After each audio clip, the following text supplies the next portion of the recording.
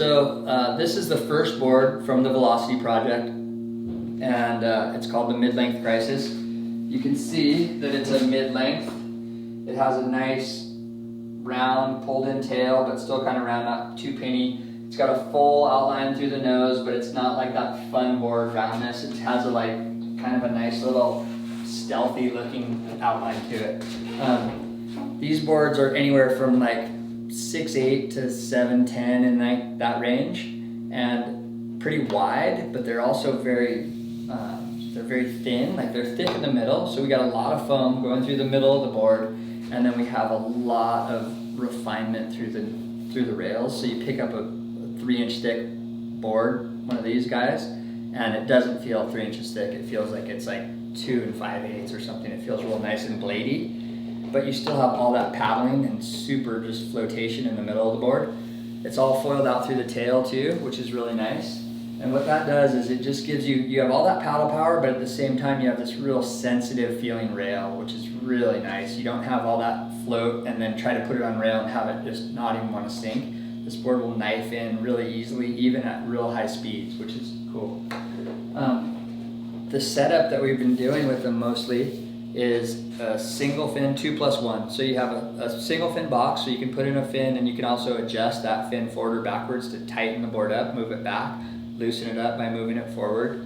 And then you have little side bite fins here, so you can put in some little small side fins, which give you a little bit more drive. And as you set your rail, just that little extra fin on the side gives you more forward momentum without really tightening the board up. So it has a single fin feel still, even with that in there. You can ride it either way. You can ride it just simply as a single fin, or you can have little side bites in there if you like.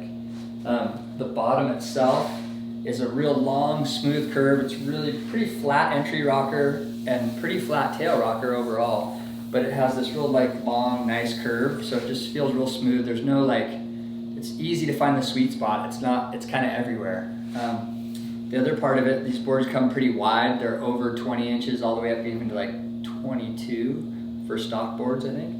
And to help keep a wide board easy to roll rail to rail, which is really the nice feeling of this board, I put a double concave through the bottom, so you have a scooped out here. You have a little bit of V, but this double concave gives it speed and lift.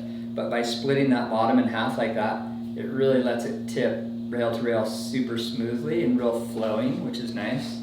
One of the things I would describe, the way that turning these boards, it feels like you're swooping through a turn. It's not like, you're not going to do a snap, you're not going to do some radical thing on it, but as you engage your rail and go through this turn, it's just like the weight and the heftiness of the board itself help pull you through a turn. The smoothness of that single fin just lets it swoop through, and it's this accelerating feeling that's pretty cool.